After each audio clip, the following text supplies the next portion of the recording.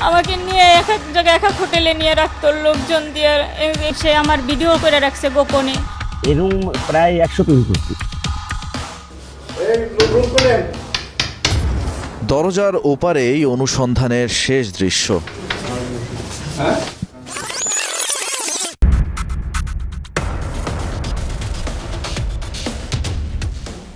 অনুসন্ধানের পরতে পরতে তথ্য প্রমাণ আর অনুসন্ধানী চোখে টিম আন্ডারকভার আপনাদের দেখাবে কিভাবে প্রেমের ফাঁদে ফেলে প্রতারক ও নারী পাচারকারী চক্র জাল বিস্তার করেছে পুরো বাংলাদেশ জুড়ে।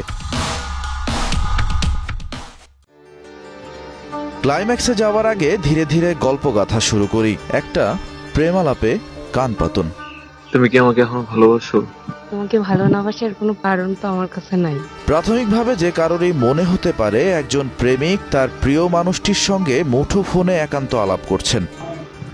তোমাকে যদি আমি আমার কাছে নিয়ে আসতে চাই, তুমি কি আমার কাছে আসবা? তুমি আমাকে নিয়ে যাবেই? যাকে আমি ভালোবাসি তাকে কি আমি নিয়ে আসতে পারি না? তোমাকে রানীর মতো করে রাখবো। তাহলে তুমি আমাকে নিয়ে যাও। ফোনের কথোপকথন শুনে ধারণা করা যায় একজন প্রেমিক তার প্রেয়সীকে নিয়ে একটা সুন্দর জীবন গড়ার স্বপ্ন দেখছেন।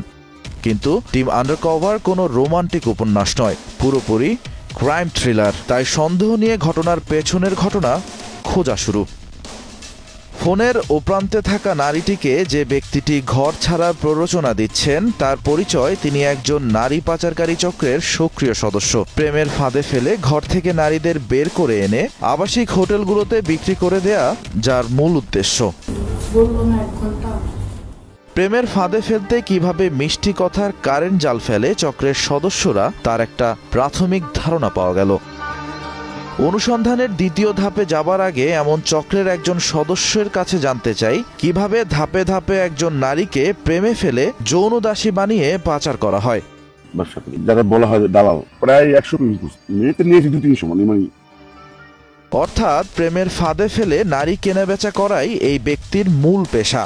কিন্তু হোটেলগুলোতে বিক্রি করে দেয়া এসব নারীদেরকে বশে আনা হয় কিভাবে? রাজু হলো না, পুলিশ আসলো। পরে আমরা মোবাইল একটা রুম আছে আমাদের, সাউন্ড দিয়া বাইরে মারলে পরে কাজে হয়। প্রশ্ন হলো একজন নারীকে বিক্রি করে সাধারণত কত টাকা পান তিনি? এই রুবেল টাকা দিচ্ছে 50,000, সাজা ভাই দিছিল 20,000, 70,000 টাকা দিচ্ছে।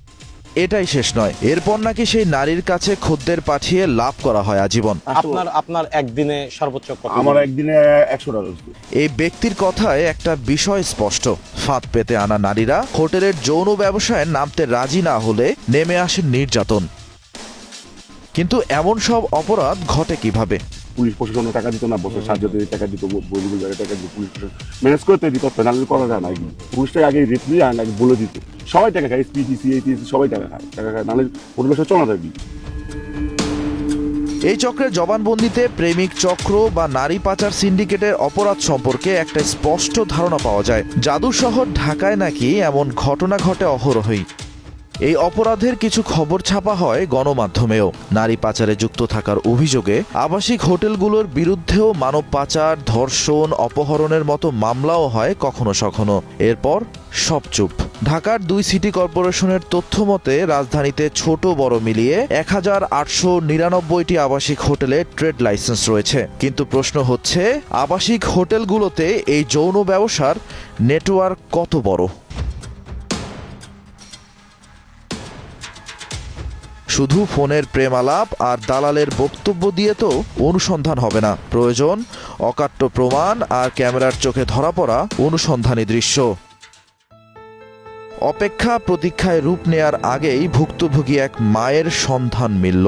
পরিচয় গোপনের নৈতিকতা মেনে আমরা তার নাম দিয়েছি নাসরিন আক্তার। এই মায়ের অভিযোগ তার মেয়ে নাকি 2 দিন ধরে নিখোঁজ। মার্কেট করতে গেছে জুরাইন, ওই জামের ভিতরে আমি আসছি, মেয়ে নাই। ওখান থেকে মেয়ে উধাও। পরে আমি থানায় গেলাম, বলছে আপনি জুরাইন শ্যামপুর থানায় যান। শ্যামপুর থানায় আমি গেলাম, হ্যাঁ বলে যেখানে ঘটনা ঘটছে, যেখানে আপনার যে এরিয়ায় আপনার মেয়ে আছে ওই এরিয়ায় যান। তো ওই এরিয়ায় গেলাম, হারা বলে যে আপনি অন্য ব্যবস্থা করেন, করে যান। মেয়ে হারিয়ে যাওয়ার 48 ঘন্টা পেরোলেও স্থানীয় প্রশাসনের কোনো সহায়তা পাননি নাসরিন। এরই মধ্যে অচেনা নম্বর থেকে নাকি নাসরিনের কাছে তার মেয়ে, যার ছদ্মনাম দিয়েছি আমরা সাদিয়া, তার একটা কল আসে। গ্রুপ কলে যার সাথে কথা বলতাম ওই হারুন আমারে নিয়ে আইছে, হাতিঝিল একটা শিকার হোটেলে আমারে উঠাইছে। আমার সাথে খারাপ কাজ করে। বলছে এইটুকুই যে মা আমি যে তোমার সাথে কথা বলছি এই নাম্বারে তুমি আর কল দিও না, কল দিলে আমারে পাবা না। নাসরিন ততক্ষণে বুঝতে পেরেছেন যে তার মেয়ে সাদিয়া প্রেমিকরূপী ভয়ঙ্কর এক নারী পাচারকারীর ফাঁদে পড়েছে। কথোপকথনের মধ্যেই সাদিয়া একটা হোটেলের নামও জানায়। এরই মধ্যে শুরু হয় আরেক বিপদ। অচেনা নম্বর থেকে পরিবারের সবার মুঠোফোনে সাদিয়ার নগ্ন ছবি ও ভিডিও আসতে থাকে। ভিডিও আপলোড হয় সাদিয়ার ব্যক্তিগত ফেসবুক প্রোফাইলেও। কিছু পিক পাঠাইছে খারাপ খারাপ, আমার আত্মীয় স্বজন যারা আছে সবার কাছে এই পিকটা চলে গেছে। নাসরিনের কাছে জানতে চাওয়া এত চাপ আসলে তিনি কিভাবে সহ্য করছেন। আমি এখন মনে করেন বুকের ভিতর পাথর চাপা দিয়ে আজ আমি মেয়ে হারাইছি, এর যা ন্যায্য বিচার এই বিচারটুকু করতে পারছি। সন্তান হারানো মায়ের আর্তনাদ কখনো মিথ্যা হতে পারে না, তাই নাসরিনকে নিয়ে শুরু হলো আমাদের পথ চলা। শুরুতে স্থানীয় থানাগুলোতে জিডি না নেয়ার বিষয়ে ঊর্ধ্বতন কর্তৃপক্ষের কাছে অভিযোগ জানাতে চাইলেন নাসরিন, কিন্তু বিপত্তি যেন পিছু ছাড়ছে না। মামলা নেওয়ার কাজ ঠিক আছে, যত গ্যাঞ্জাম হবে ঝামেলা হবে সব হচ্ছে সম্পূর্ণ তানা দিয়ে রাখছে। নাসরিন কি তার মেয়েকে ফেরত পাবে, নাকি অন্য অনেক মেয়ের মতো চিরতরে অন্ধকারে হারিয়ে যাবে সেই গল্প শোনাবো। তবে তার আগে জানাতে চাই, শুধু সাদিয়াই নয়, নারী পাচারকারীর চক্রের হাতে পড়ে তছনছ হয়ে গেছে হাজারো নারীর জীবন। তাদের মধ্যে একজন যার ছদ্মনাম শিল্পী। প্রেম করে বিয়ে হয় তাদের, কিন্তু এরপরই বুঝতে পারেন তার স্বামী নুরু একজন নারী পাচারকারী। ও সবকিছু আমার জানা শুনেই করছে। শিল্পীর ঘরে দুটি সন্তানও হয়, তা সত্ত্বেও ভিন্ন নারী পাচারকারীদের কাছে সুযোগ বুঝে নিজের স্ত্রীকেও বিক্রি করে দেন স্বামী নুরু। আমাকে বিভিন্ন হোটেলে নিয়ে যাওয়া হতো, মেঘনা, যমুনা, এই সমস্ত হোটেলে নিয়ে কাজ করাইতো, ব্যবসা করাইতো। নারী পাচারকারী সিন্ডিকেট থেকে বের হতে চেয়েছিলেন শিল্পী, দ্বারস্থ হয়েছিলেন স্থানীয় প্রশাসনের। মামলা করেও নিরাপত্তা তো পাননি, উল্টো পাচারকারীদের কাছ থেকে আসে হুমকি ও ব্ল্যাকমেইল। আমার মাইরা ফেলাইবো, আমার বাচ্চাকে মাইরা ফেলাইবো। বললেন বেঁচে থাকাটাই এখন ভীষণ যন্ত্রণার। ও আমার জীবনটা পুরো নষ্ট করে দিয়েছে, পুরো বরবাদ করে দিয়েছে, এবং আমার বাচ্চা দুইটার জীবন নষ্ট করে দিয়েছে এর সাথে। কখনো বিয়ের কথা বলে, কখনো হচ্ছে আপনার চাকরি ভালো দিব, কখনো হচ্ছে অন্য উন্নত জীবন দিব, এই সমস্ত বলে তাদেরকে নিয়ে আসে। পরবর্তী তারা প্রতারিত হয়, রেপের শিকার হয়। প্রেমিক ছদ্মবেশী নারী পাচারকারীর হাতে পড়ে শিল্পীর মতোই পুরো জীবন ওলটপালট হয়ে গেছে আরেক ভুক্তভোগী নারীর। তবে এই নারী প্রেমিক শুধু বাংলাদেশের হোটেলেই নয়, নারীদের বিক্রি করে ভারতের আবাসিক হোটেলেও। তার সাথে আমার মোবাইলে সম্পর্ক হয়েছে। পরে কথা বলার পরে সে আমাকে বিয়ের কথা বলে, যদি তুমি পারো পলাই আসো, আমরা বিয়ে শাদী করব। এরপর ক্রমশই পাল্টে যেতে থাকে জীবন। রঙিন জীবন পরিণত হয় বিষাদে। ভারতে যখন গিয়েছি তখন আমাকে অন্য জায়গায় একটা মহিলার কাছে আমাকে নিয়ে গেছে। বসে তো পরে আমাকে যখন বলছে তো তোমাকে এখানে বিক্রি করে দিয়ে চলে গেছে। কিন্তু আরেকটি দেশে পাচার হবার পরেও সেখান থেকে মুক্তি মিলল কিভাবে? ওখানে 1 বছর 3 মাস থাকে, আমার কাগজপত্র ওখানে পাঠায়। ওই আইনজীবী সমিতি থেকে সহযোগিতার কারণে আমি বাংলাদেশ আসতে পারছি। অনেক সময় মেয়েরা অভাবিত একদম উচ্চাকাঙ্ক্ষা নিয়ে তারা রাজি হয়ে যায়, এভাবে তাদেরকে প্রথমে ট্র্যাপে ফেলে। শেষ পর্যন্ত গভীর অন্ধকারে হারিয়ে যাওয়া এক নারী ফিরতে পেরেছেন নিজ পরিবারের কাছে। কিন্তু আপনাদের আরেক অসহায় মা নাসরিনের কথা হয়তো মনে আছে। নাসরিন এখনো খুঁজে পায়নি তার সন্তান সাদিয়াকে। আদৌ কি সাদিয়া ফিরতে পারবে? বিরতির বিরহ শেষে বাকি অনুসন্ধান।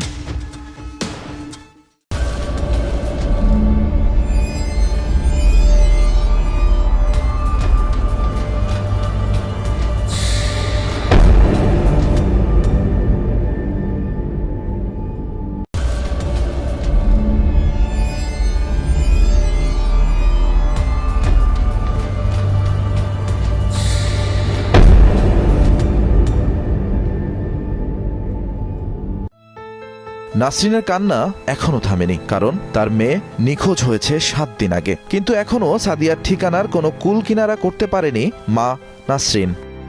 মুঠোফোনে এক হোটেলের নাম বলেছিল সাদিয়া। সেই হোটেল খুঁজে দেখতে চায় টিম আন্ডারকভার, দেখতে চায় সাদিয়ার কোনো হদিস পাওয়া যায় কিনা। বুড়িগঙ্গার কোল ঘেঁষে পুরান ঢাকার পোস্তগোলায় গড়ে ওঠা একটি আবাসিক হোটেল দক্ষিণ বাংলা। মা নাসরিনের কাছে দেওয়া তথ্য মতে এই হোটেলের একটা কক্ষেই নাকি বন্দি করে রাখা হয়েছে মেয়ে সাদিয়াকে। খদ্দেরের বেশে নির্ধারিত রুমে পৌঁছে গেল টিম আন্ডারকভারের একজন সদস্য। সেখানেই পাওয়া গেল সাদিয়াকে। আসল পরিচয়ে জানতে চাওয়া হলো সব ঘটনা। সে আমারে ভালোবাসে বলছে, সে আমারে বিয়ে করবে, এগুলো বলে আমার সাথে বিভিন্ন জায়গায় নিয়ে যেত। প্রেমের কথা বলে হারুন নামের এক ব্যক্তি কিভাবে তাকে ফাঁদে ফেলেছেন। সে কোরআন শিখ নিয়ে কেয়া করছে, আমি তোমার বিয়ে করবো, এটা সেটা আশ্বাস দিয়ে যেতে যখন প্রয়োজন ডাকে। আমি বিশ্বাসে তার সাথে ঘনিষ্ঠ হয়েছি। শুধু নারী পাচারকারী পরিচয়ই নয়, এই হারুনের নাকি আবার আছে ভিন্ন পরিচয়। বলতেছে ও আইনের লোক, ওগুলো দিয়েই তো আমার ভয় দেখাই রাখতেছে, আমি কিছু করতে পারবো না, কিছু করার ক্ষমতা নাই। এই ফাঁদ থেকে বেঁচে ফিরতে সহায়তা চাইলেন হোটেলে বন্দী সাদিয়া। আমি তো এই ধরনের মেয়ে না, আমি এই ধরনের মেয়ে যেগুলো করে পারেন, আমি যদি এই ধরনের মেয়ে হতাম তাহলে আমার গায়ে লাগতো না, মরা অনেক ভালো। আপাতত সাদিয়াকে হয়তো খুঁজে পাওয়া গেছে, কিন্তু কঠিন বাস্তবতা হলো যেই নারীকে একবার পাচারকারীরা জিম্মি করে তাকে স্বাভাবিক জীবনে ফিরিয়ে আনাটা অতটা সহজ নয়।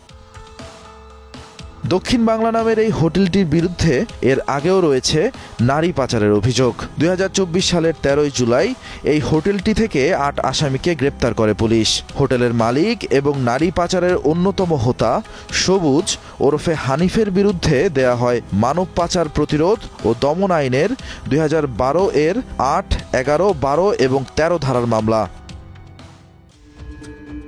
অনুসন্ধানী পথে সবকিছুই যখন টিম আন্ডারকভারের অনুকূলে, সাদিয়াকে উদ্ধারের সকল প্রস্তুতি যখন সম্পন্ন, তখনই খবর আসে দক্ষিণ বাংলা আবাসিক হোটেল থেকে গায়েব করে দেওয়া হয়েছে সাদিয়াকে। রীতিমতো উধাও করে ফেলা হয়েছে তাকে। খবরের সত্যতা যাচাই করতে দক্ষিণ বাংলা হোটেলে ছুটে গেল টিম আন্ডারকভারের সদস্যরা। খদ্দের রূপে আবারও খোঁজা শুরু হলো তাকে। অর্থাৎ দ্বিতীয়বারের মতো সাদিয়াকে নিখোঁজ করে দিয়েছে নারী পাচারকারীরা। এর আগে টিম আন্ডারকভারের কাছে দেয়া সাক্ষাৎকারে সাদিয়া তার অবস্থান পাল্টে যাবার আশঙ্কা করেছিলেন। সাদিয়ার দেয়া তথ্যই সঠিক বলে প্রমাণিত হলো। অনুসন্ধানী তথ্য বলছে যৌন ব্যবসায় নিজেদের নিরাপত্তা নিশ্চিত করতে প্রথম দিকে বন্দী নারীর অবস্থান বারবার পাল্টাতে থাকে পাচারকারীরা। কিন্তু কথায় আছে, যেখানে বাঘের ভয় সেখানেই সন্ধে হয়। টিম আন্ডারকভার তেমনি সন্ধ্যার অন্ধকারে চাঁদের আলোর অপেক্ষায় থাকে। ঠিক তখনই হোটেলে আসা এক খদ্দেরের মুঠোফোন থেকে টিম আন্ডারকভারের এক সদস্যের সঙ্গে যোগাযোগ করেন সাদিয়া। সাথে সাথেই জানা গেল তার বর্তমান ঠিকানা। সাদিয়ার দেয়া তথ্য মতে কমলাপুরের হোটেল আরাফাতে তার বর্তমান অবস্থান। সঙ্গে আছে প্রেমিক রূপী পাচারকারী হারুন নিজেও।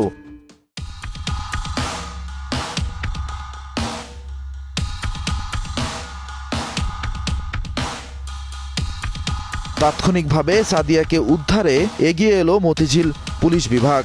সাথে নির্দিষ্ট ঠিকানায় অবস্থান নিল টিম আন্ডারকভার।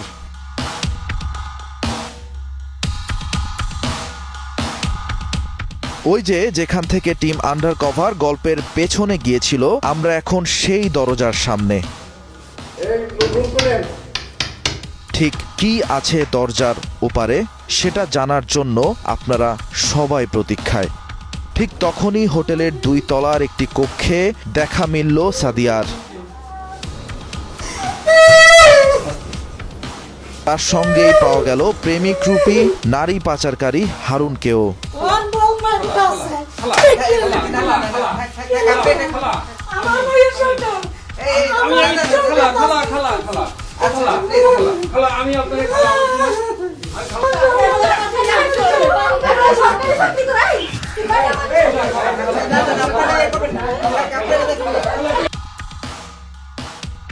এবার হারুনের মুখোমুখি হলো টিম আন্ডারকভার। ক্যামেরা দেখেই নিজেকে নির্দোষ দাবি হারুনের। তার সাথে আমার শারীরিক সম্পর্ক হয়নি।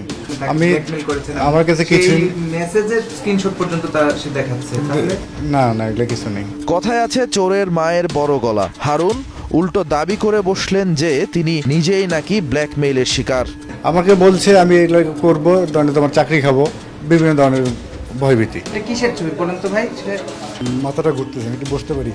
যে তারা যে অভিযোগ করছে যে আপনি তাকে খারাপ কাজে বাধ্য করছেন, বিভিন্ন গোপন ছবি ধারণ করে তাকে ব্ল্যাকমেইল করছেন, এ বিষয়ে একটু কথা বলেন।